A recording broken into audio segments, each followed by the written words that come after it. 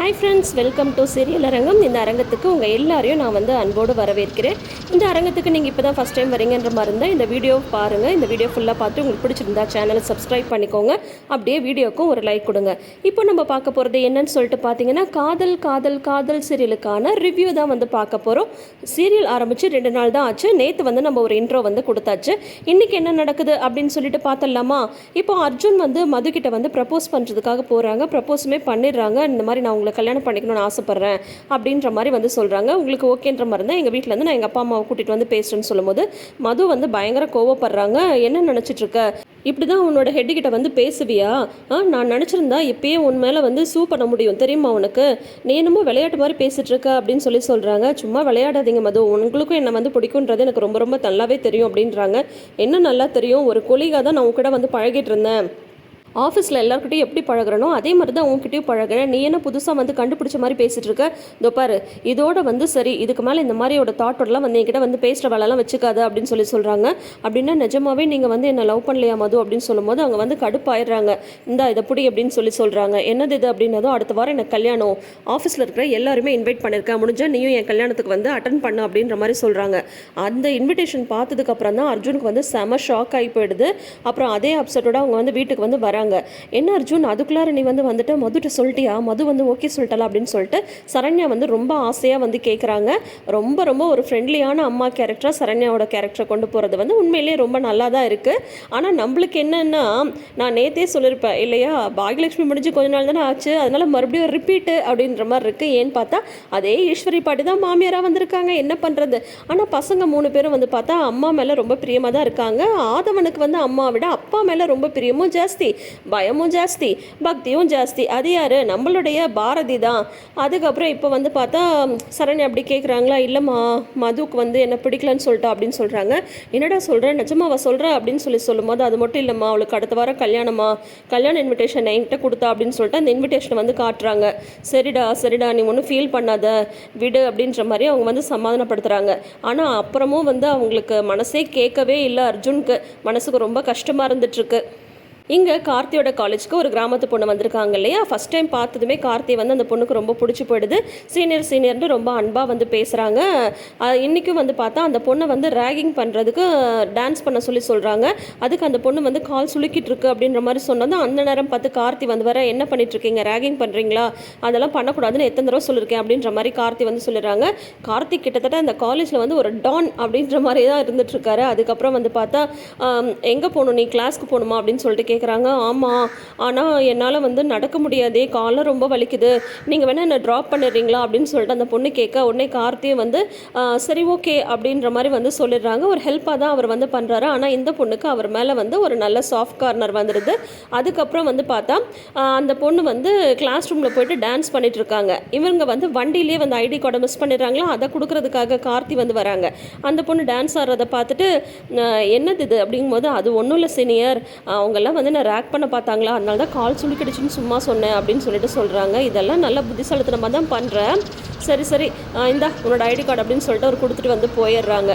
அந்த பொண்ணுக்கு ரொம்பவே பிடிச்சி போயிடுது கார்த்தி. ஆனால் கார்த்திக்கு ஆல்ரெடி அவங்களோட படிச்சுட்ருக்க இன்னொரு பொண்ணு மேலே அவருக்கு இன்ட்ரெஸ்ட் இருக்குது. சொல்லப்போனால் ஆல்ரெடி அந்த பொண்ணுக்கிட்ட அவர் ப்ரப்போஸுமே பண்ணிட்டாரு. அந்த பொண்ணு இன்னும் அந்த பதில் சொல்லலைன்றதுக்காக தான் வெயிட்டிங்கில் இருக்கார். உன்னோட பதிலுக்காக தான் வெயிட்டிங் அப்படின்ற மாதிரியுமே அவர் சொல்லிட்டுருக்காரு. இங்கே அர்ஜுன் லவ் ஃபேரியல்ற ரொம்ப கஷ்டப்பட்டு வந்துட்டுருக்காரா. அதனால் கார்த்தியும் அர்ஜுனும் சேர்ந்து மாடியில் குடிச்சிட்ருக்காங்க.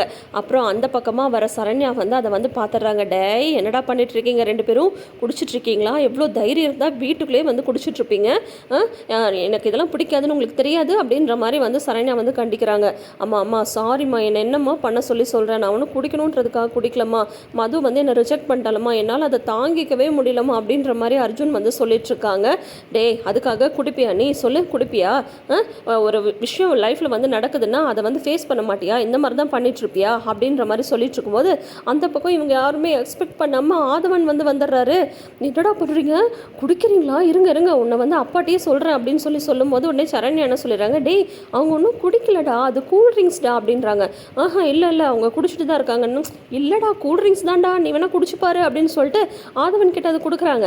ஆதவன் வந்து அதை குடிச்சு பார்த்துட்டு என்ன சொல்கிறாங்க, அம்மா இல்லைம்மா இது வந்து உங்கள் சரக்கு தான் அடிச்சிட்ருக்காங்க அப்படின்னதும், குடிச்சிட்டியா, அப்போ நீயும் குடிச்சிட்டியா, இப்போ போய் சொல்ல அவங்க அப்பாட்ட பார்ப்போம், நீயும் சேர்ந்து தான் குடிச்சன்ட்டு இவங்க வந்து சொல்லுவாங்க, நானும் ஆமான்னு சொல்லுவேன் அப்படின்றாங்க.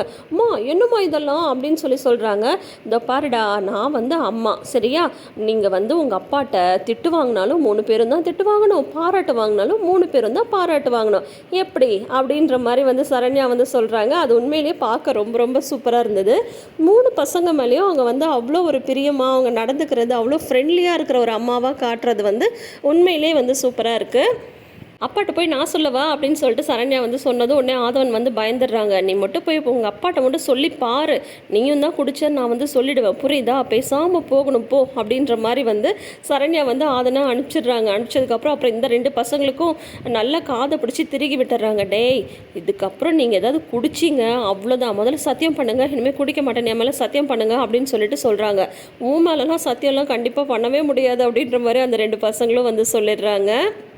ஸோ சீரியல் ஆரம்பித்து 3 நாள் தான் ஆகுதுன்னாலும் நல்லா இன்ட்ரெஸ்டிங்காகவே போயிட்டுருக்கு. இதோட இன்றைக்கான எபிசோடை முடிச்சுட்டு நாளை அப்படின்னு சொல்லிட்டு காட்டும்போது வந்து பார்த்திங்கன்னா அதில் வந்து அர்ஜுன் வந்து மதுவோட கல்யாணத்துக்கு வந்து கிளம்பிட்டுருக்காங்க. அப்போ சரண்யா வந்து ஒரு கிஃப்ட்டை கொண்டு வந்து கொடுக்குறாங்க.